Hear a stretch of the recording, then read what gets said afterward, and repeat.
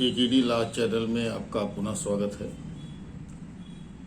मैंने कहा था कि time to time honourable supreme court के जो भी नए इंटरप्रिटेशन आएंगे वो तो मैं डिस्कस करूंगा ही करूंगा।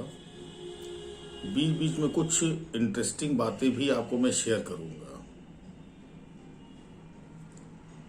इसी सीक्वेंस में एक कंट्रोवर्सी है कि जो आपकी डेफिनेशन कॉन्ट्रैक्ट की दी गई है सेक्शन 2H में, इंडियन कॉन्ट्रैक्ट एक्ट 1872 में, उस डेफिनेशन में सब्जेक्टिव अप्रोच फॉलो किया गया है कि ऑब्जेक्टिव अप्रोच फॉलो किया गया है। इसको लेके किताबों में बड़ा कंफ्यूजन है। आज इस कंफ्यूजन को हम लोग दूर करेंगे, लेकिन इंडियन पोजीशन पे आने के पहले हम आपसे इंग्लिश लॉ में भी इस पॉइंट पर डिस्कस करना चाहेंगे। इंग्लिश लॉ में भी ये कंट्रोवर्सी अरोज, ये विवाद उत्पन्न हुआ कि जो डेफिनेशन कॉन्ट्रैक्ट की दी गई है वो डेफिनेशन में सब्जेक्टिव अप्रोच इज फॉलोड या ऑब्जेक्टिव अप्रोच। अब ये सब्जेक्टिव अप्रोच और ऑब्जेक्टिव अप्रोच का जो एक कंट्रोवर्सी अराइज हुआ, उसको क्लियर करने के पहले हम लोग जान लें कि what is the meaning of subjective approach. विषयनिष्ठ दृष्टिकोण का क्या तात्पर्य है और ऑब्जेक्टिव अप्रोच यानी जो उद्देश्यपरक दृष्टिकोण है, इसका क्या मतलब होता है। तो सब्जेक्टिव अप्रोच में जब हम स्टेटमेंट मेकर के स्टेट ऑफ माइंड को कंसिडरेशन में लेंगे कि जो उसने स्टेटमेंट दिया उस स्टेटमेंट के बारे में व्हाट ही थिंक्स, वो क्या सोचता है, this is called subjective approach, विषयनिष्ठ दृष्टिकोण। और ऑब्जेक्टिव अप्रोच इसका जस्ट डिफरेंट है। ऑब्जेक्टिव अप्रोच में आपका जो स्टेट ऑफ माइंड है इज टोटली इररिलेवेंट, पूर्णतया विसंगत है। और इसमें देखा यह जाता है कि आपके स्टेटमेंट पे अदर्स का क्या अप्रोच है, what others think about your statement, what it appears to others, ये दूसरों को कैसा प्रतीत होता है। ये तो बात रही सब्जेक्टिव और ऑब्जेक्टिव अप्रोच की। इंग्लिश लॉ में एंशन ने इस पॉइंट को क्लियर किया और कहा कि इंग्लिश लॉ में जो कॉन्ट्रैक्ट की डेफिनेशन दी गई है वो definition is a mixture of both, यानी सब्जेक्टिव और ऑब्जेक्टिव दोनों अप्रोच का यहां पर मिश्रण है। न तो डेफिनेशन होली सब्जेक्टिव है, न तो डेफिनेशन होली ऑब्जेक्टिव है। अब ये तो चलिए ठीक है, इंग्लिश लॉ में ये कंट्रोवर्सी आई, ये कंट्रोवर्सी रिजॉल्व हुई, लेकिन इंडिया में जब आप आएंगे तो nothing has been written in your Indian Contract Act on this topic। आपके भारतीय संविधान अधिनियम में इस बारे में कुछ नहीं है, कुछ लिखा नहीं गया है। इसलिए इसका कंक्लूजन हमें इंडियन कॉन्ट्रैक्ट एक्ट के प्रोविजन से निकालना होगा। जैसे फॉर एग्जाम्पल, अगर हम लोग सेक्शन 2H में जो कॉन्ट्रैक्ट की डेफिनेशन है उसको अगर एनालाइज करें तो देखिए वहां साफ साफ लिखा हुआ है कि an agreement which is enforceable by law is contract. अब इस सेक्शन 2H को हम लोग ब्रेक करते हैं। नहीं, there should be an agreement. Contract के लिए दो चीजें चाहिए, there should be an agreement, एक करार होना चाहिए, and point 2 such agreement should be enforceable by law. अब ये दो पॉइंट्स की बेसिस पर हम इस बात को कंक्लूड करेंगे या हम लोग इस चीज को क्लैरिफाई करेंगे कि हमारे सेक्शन 2H में जो कॉन्ट्रैक्ट की डेफिनेशन है उसमें सब्जेक्टिव अप्रोच फॉलो किया गया कि ऑब्जेक्टिव अप्रोच फॉलो किया गया। जैसे पहला एलिमेंट आया कि there should be an agreement, एक करार होना चाहिए।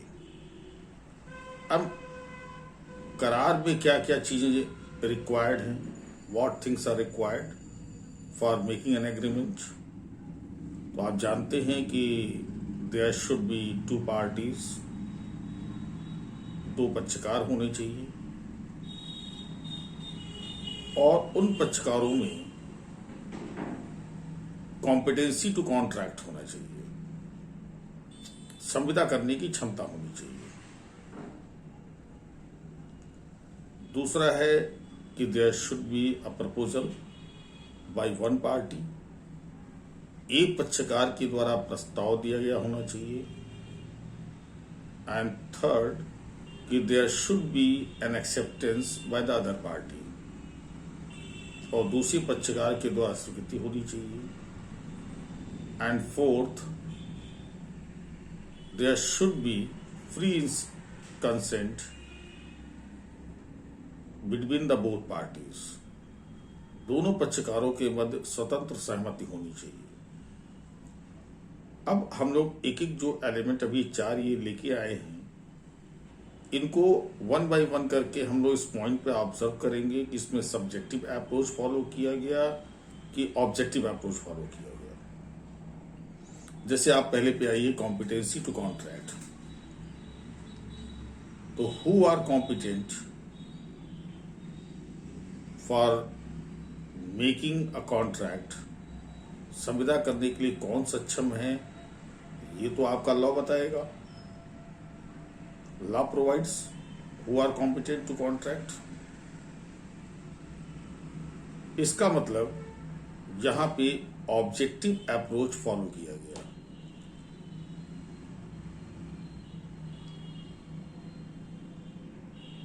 रही बात प्रपोजल की, जो पर्सन प्रपोजल देता है उसमें कौन सा अप्रोच फॉलो हो रहा है, तो वहां हम सब्जेक्टिव अप्रोच की बात करते हैं।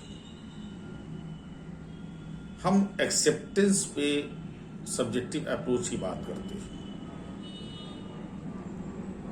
लेकिन जहां तक कंसेंट की बात है, हम फिर ऑब्जेक्टिव अप्रोच पर मूव ऑन कर जाते हैं। अब देखिए यहां लगातार सब्जेक्टिव ऑब्जेक्टिव आपको चीजें मिल रही हैं। इसके बाद जो दूसरा जो आपने सेक्शन 2H का जो ब्रेकअप किया था कि such agreement should be enforceable by law, ऐसा करार विधि के द्वारा प्रवर्तनीय होना चाहिए। तो इन्फोर्सिबिलिटी की जो कंडीशंस हैं are laid down in section 10। जैसे लॉफुल ऑब्जेक्ट होना चाहिए, लॉफुल कंसिडरेशन होना चाहिए, कॉम्पिटेंसी टू कॉन्ट्रैक्ट होना चाहिए, not expressly declared by law wide होना चाहिए। ये सारी चीजें वहां मौजूद हैं। अब ये जो सेक्शन 10 में जो सारी चीजें आप देख रहे हैं, ये सारी की सारी चीजें ऑब्जेक्टिव अप्रोच पर बेस्ड है, एक्सेप्ट 1। जहां तक कंसेंट की बात है, उस कंसेंट के मैटर पे सब्जेक्टिव अप्रोच इज फॉलो। तो अब हम लोग बहुत इजीली इस बात को ये कह सकते हैं कि जिस तरीके से इंग्लैंड में हमारे यहाँ जो पैटर्न फॉलो किया गया कि वहां पे content is a mixture of both, वैसे ही यहां पे भी कॉन्टेंट की डेफिनेशन में सब्जेक्टिव और ऑब्जेक्टिव दोनों अप्रोच इज फॉलोड, दोनों दृष्टिकोण का अनुपालन किया गया है। तो ये इस पॉइंट ऑफ व्यू से आपके लिए बहुत इंपॉर्टेंट है कि कभी मान लीजिए प्रीलिम्स में क्वेश्चन आ जाता है या मान लीजिए मेंस में क्वेश्चन आता है कि define your contract and clarify it, कि weather subjective approach or objective approach is followed in defining the contract, तो फिर आपको उस हिसाब से उसको एक्सप्लेन करना होगा। तो मैंने एक चीज़ आपको आज क्लियर की, क्योंकि मैंने देखा किताबों में बहुत कंट्रोवर्सी थी इस पॉइंट पर, और टाइम टू टाइम हम आपको ऐसी ऐसी चीज़ें देते रहेंगे जो आपके लिए बेनिफिशियल होंगी, लाभदायक होंगी, और कुछ चीजें और भी अभी हम लोग करने वाले हैं, जैसा आपसे कमिटमेंट मेरा चल रहा है। कुछ इंटरेस्टिंग बातें भी आपको हम शेयर करेंगे, वो कॉन्स्टिट्यूशन से हो सकता है, इंडियन पीनल कोड से हो सकता है, किसी भी पेपर से हो सकता है। तो आप इन चीजों को देखते रहिए, अपने सजेशंस हमको जरूर देते रहिए, और जैसा कि हर बार मैं ये कहता हूँ कि इसको लाइक कीजिए, सब्सक्राइब कीजिए और डिबेट करिए कि हम और क्या क्या चीज़ें आपके सामने पेश करते हैं। Thanks for watching.